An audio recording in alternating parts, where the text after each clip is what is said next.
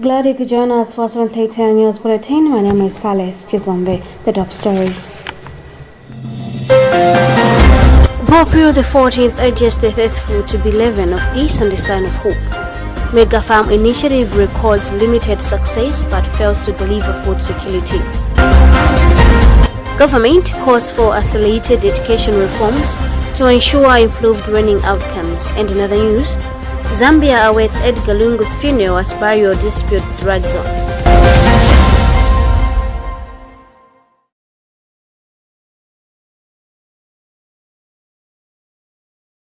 We do have the details to these stories and more. Do stay with us.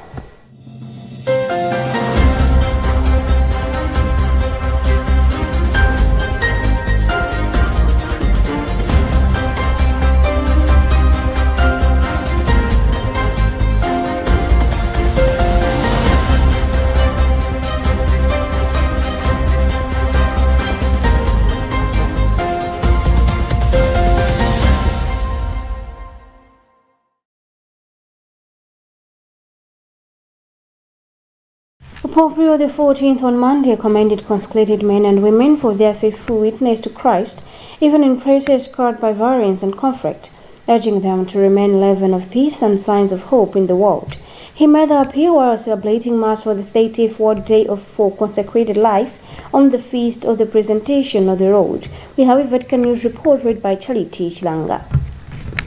Reflecting on the Gospel account of Simeon and Anna recognizing the Messiah in the temple, the Holy Father described the scene as a meeting between two movements of love, that of God who comes to save his people, and that of humanity which awaits his coming with vigilant faith.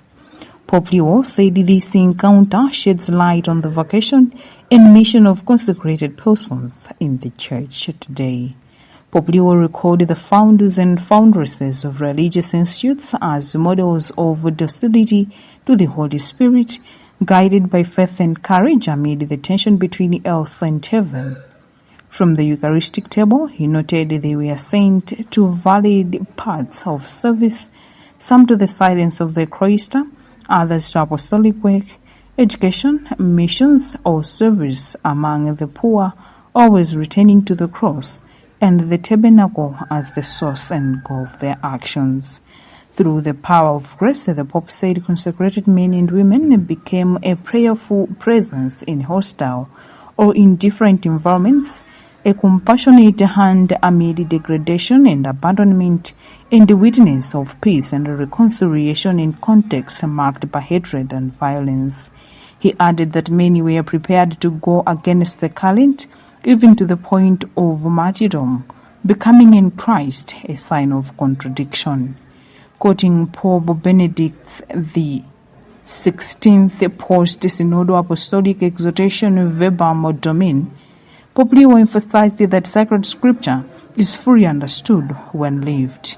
Pope Leo said the Church honors consecrated persons by carrying forward this prophetic tradition through fidelity to the evangelical counsels and through works of charity that reveal God's saving presence in history.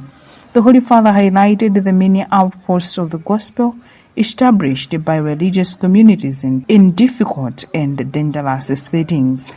In conclusion, Pope Leo expressed the Church's gratitude for the gift of consecrated life and encouraged religious men and women to remain rooted in the realities of the present while keeping their gaze fixed on heaven. Entrusting their mission to the intercession of the Blessed Virgin Mary and their holy founders, he prayed that they may continue to be signs of hope wherever providence may lead them.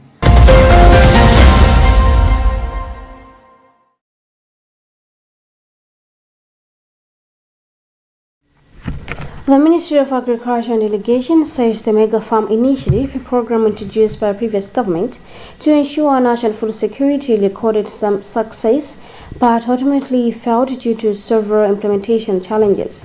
The sentiments were expressed during a Parliamentary Committee on Agriculture and Irrigation meeting held at Parliament Building in Lilongwe.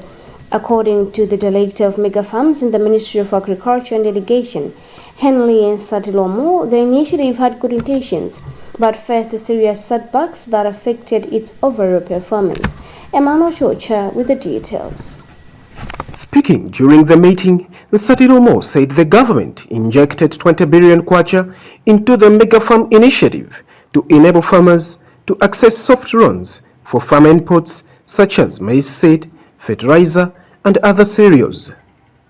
The produce was expected to be sold to ADMAG and the National Food Reserve Agency, NFRA, to boost the national grain reserves. He noted that some institutions, including the Malawi Defense Force MDF, Lilongwe University of Agriculture and Natural Resources Rwanda, and the Sarima Sugar, successfully implemented the program and recorded positive results. However, Satilomo explained that the initiative was undermined by several challenges. Among them was the fact that some loan beneficiaries were not genuine farmers, but vendors who resold the farm inputs for profit. However, let me mention that it's one program that had faced a challenge in terms of design. It has design issues. One of the issues from the design was the de-risking aspect. This being a loan facility, it required all the de-risking factors to be looked at seriously. So we had 3 areas that I think were overlooked. Being an agricultural loan. Meanwhile, the Ministry of Agriculture says it has put in place measures to ensure that the 30 billion debts owed to suppliers is settled, while beneficiaries who access the loans under the Mega Farm initiative will be required to repay them. For Luntha News, in Lilongwe, this is Emmanuel Georgia.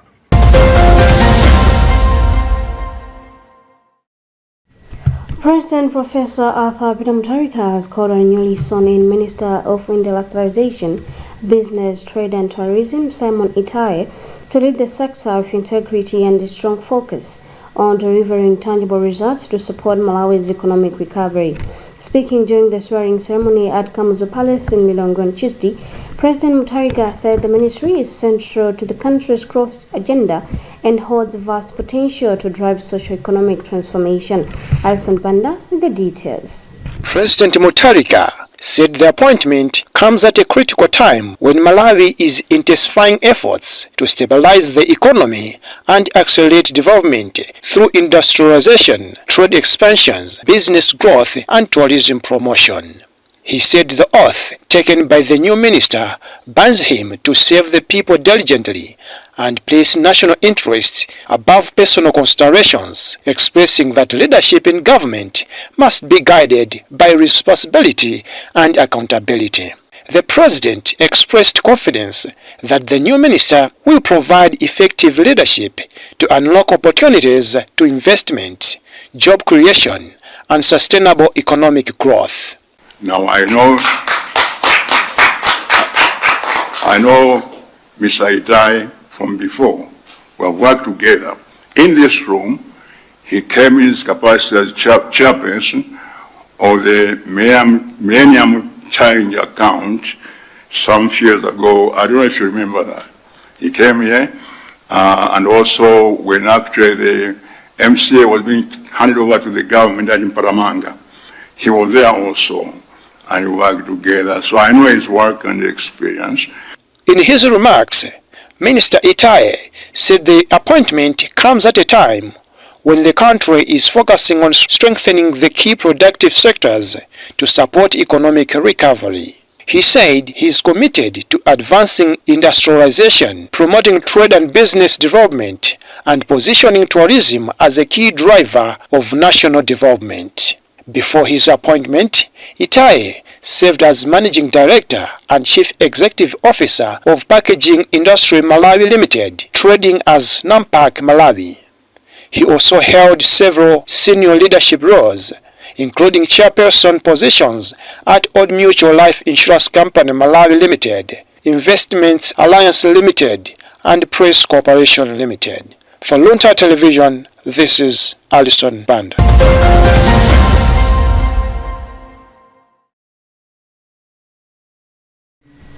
Government has called for accelerated education reforms to improve learning outcomes and ensure sustainable financing of the sector. Minister of Education Biden Saka was speaking during the opening of the Education Joint Sector Review meeting held at the Bingu International Convention Center in Lilongwe, where he expressed government's commitment towards ensuring that reading and teaching materials are available in primary and secondary schools across the country, while also increasing the number of teachers to improve the education sector compared to previous years. Msaka noted that the meeting, which has brought together key education stakeholders, provides an opportunity to assess progress and challenges in the implementation of the National Education Sector Investment Plan 2020 to 2030 and to set priorities for the next phase of reforms. Tandon Mara has more details in this report. In his remarks, Msaka highlighted the need to strengthen early childhood development, improve education infrastructure, modernize curricula to promote science, technology, and digital skills, and enhance teacher training, professional development, and welfare. Msaka further emphasized the importance of efficient and sustainable financing, noting the need for increased domestic resource mobilization, private sector engagement, and effective use of available resources. There are quite a number of achievements we have made. We have, as you know, increased on access, built more secondary schools, built more classroom blocks, and also increased access to university. Economic and public policy expert Dr. Obiageli Ezekwesili, who was the keynote speaker at the meeting, noted that research indicates that merely attending school does not guarantee learning, with only 20% of children in early grades achieving proficiency in literacy, numeracy, and socio-emotional skills. Dr. Ezekwesili emphasized that as many countries face financial challenges, it is important to ensure that available resources are used efficiently to develop the education sector. Of the children who you see in the classrooms in grades 1, 2, and 3 are learning, meaning that they are able to read with understanding and they're able to do basic math in those grades. So that by the age of 10, what we normally say is that a child has gained literacy and numeracy. The theme of this year's Education Joint Sector Review is achieving education sector results through reforms, ensuring efficient and sustainable financing for improved learning outcomes. For Luntha News, this is Tandiwe Mzumara.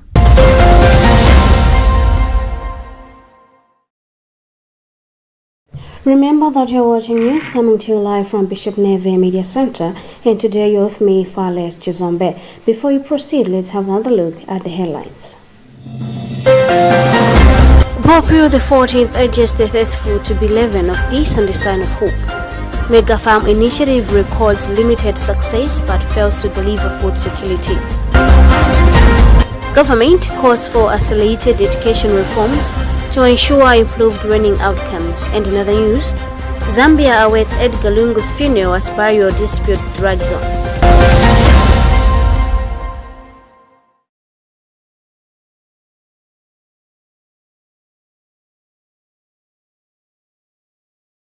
Moving forward, Malawi Electoral Commission Chairperson Justice Annabel Nsalimanja says the ongoing voter registration exercise ahead of the 17 March by-elections is progressing smoothly despite low numbers recorded at some registration centers. She made the remarks on Tuesday during a monitoring visit to voter registration centers in Doha, Madise constituency. The exercise is running from 31st January to 6th February 2026. Judy Fogan with the details.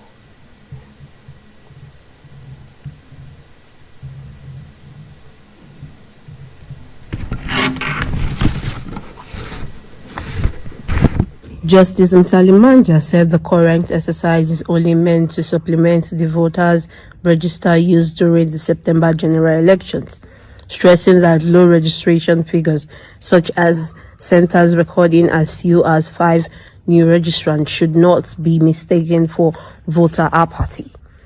She explained that most eligible voters are already registered and remain qualified to vote, adding that the exercise mainly targets citizens who turned 18 years after September or those who missed the general election registration. Ntalimanja also urged the media to actively include by-election messaging in their programming, alongside political parties and civic educators to ensure voters are informed and fully participate on polling day.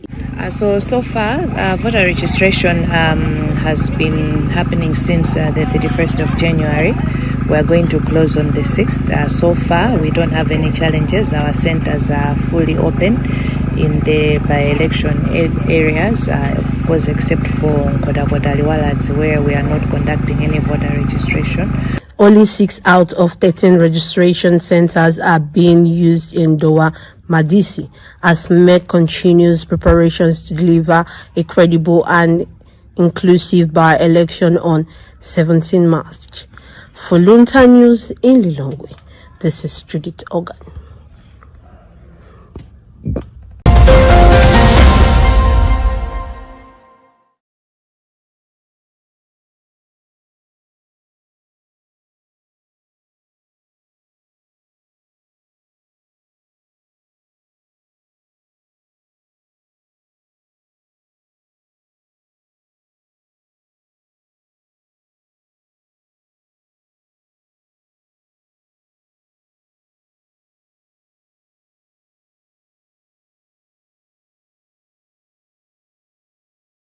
Airtel Malawi Managing Director Ashish Dutt says the company remains dedicated to providing high-quality service spaces that align with its continued investments in network growth and digital advancement. Dutt made the remarks today during the launch of Airtel Malawi's refurbished customer service shop at Kamuzu International Airport in Lilongwe, in the first outlet under a nationwide program to upgrade all 42 Airtel shops. He highlighted the Kia shop's strategic role in serving both local and international travelers. Dutt explains. So we have this shop and we have another 41 shops, in totality 42 shops across the country. As you know, we are investing heavily in the networks and our customer base is expanding. So customer needs a place where they can go and get the products and services. Besides that, whatever challenges or services that they need, they can talk and get those services at these stores. We want to make them look beautiful, nice as they are, so that the customers, when they come, they feel warm, they feel welcome. So that is what we are striving for. As Airtel, we keep our customers at heart. We want to make sure that the customers, when they interact with Airtel or whenever they connect with Airtel,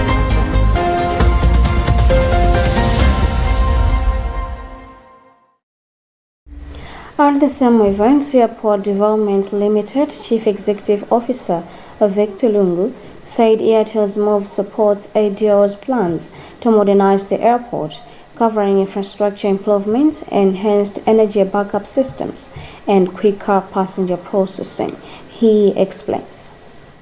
No, we're very excited. This event fits in very well with our program. As probably most of you might be aware, we are actually modernizing this Kamuzu International Airport. There are a number of things that we're trying to do.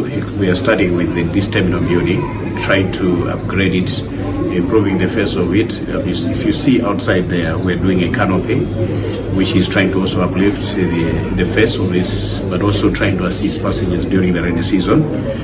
Then thereafter, we'll be coming inside here as well to do one or two, three things, trying to upgrade. So what Airtel has done, it fits in very well with our program, trying to modernize the concourse area. And basically, this is...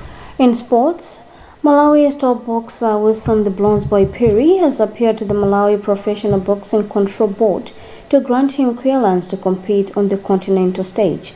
Perry made the appeal on Sunday after registering an impressive unanimous decision victory over Simeon, the superpower Ncheta, in a grueling 12-round bout at Bremat Multipurpose Hall in Lilongwe. Patrick Cooper reports. Perry dominated all 12 rounds against Cheta to successfully defend his super middleweight championship title. Following the victory, he requested the Malawi Professional Boxing Control Board to clear him to compete for the ABU SADC and ABU All Africa titles. Great fight. I feel so great to win again.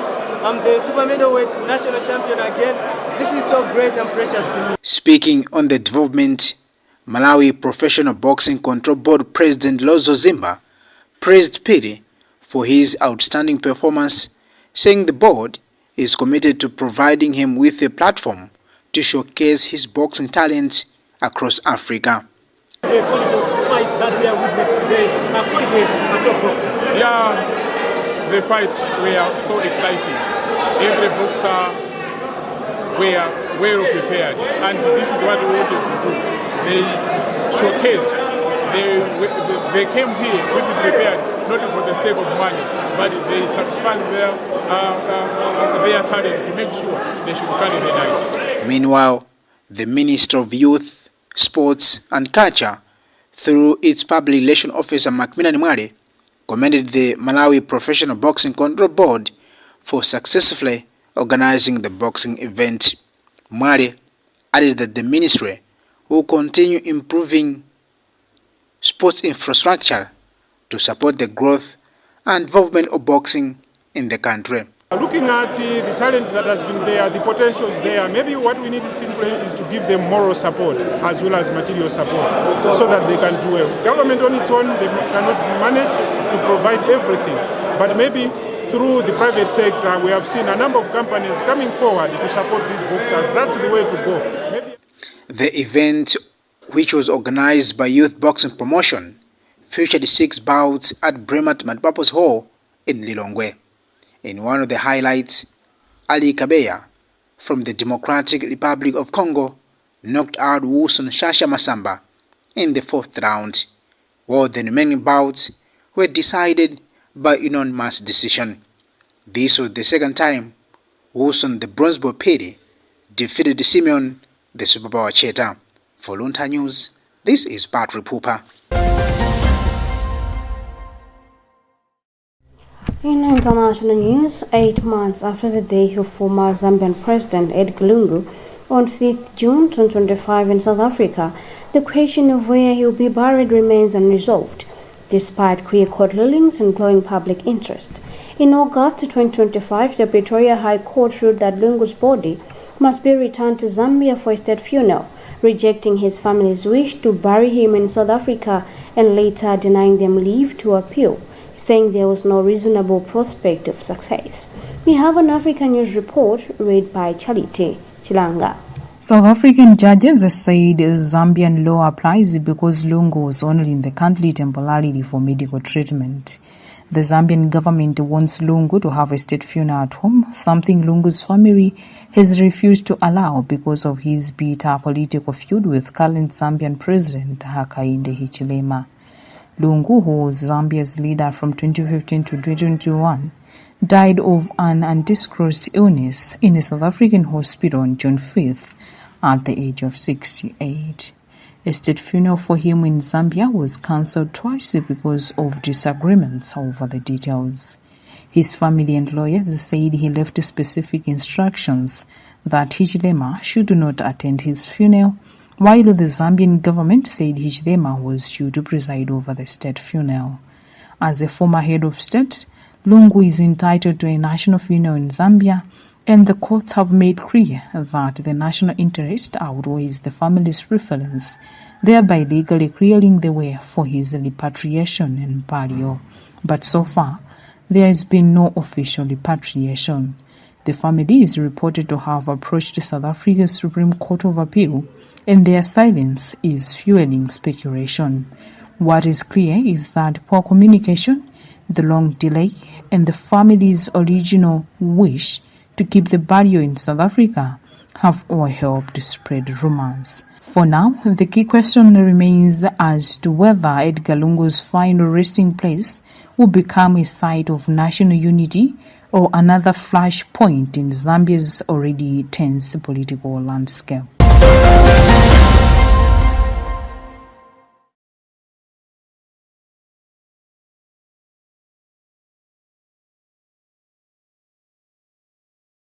That item concludes our today's news bulletin. Before we leave you, another look at the headlines.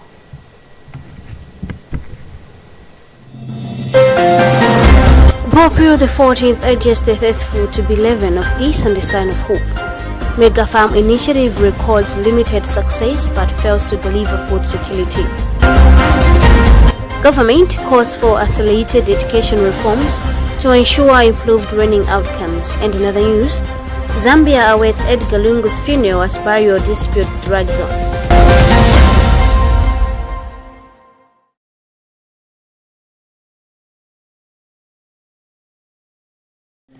I have been Fales Chizombe. Thank you so much for watching, and don't forget to tune in for the rest of our programs here on Luntha Television. Stay safe and goodbye.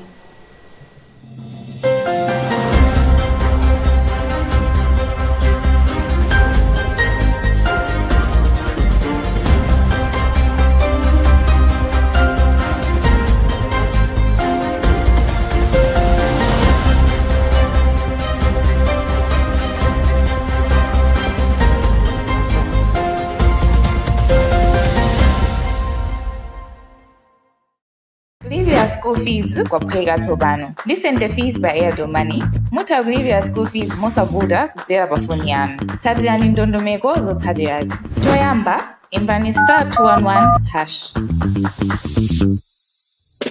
Pamenye mamuda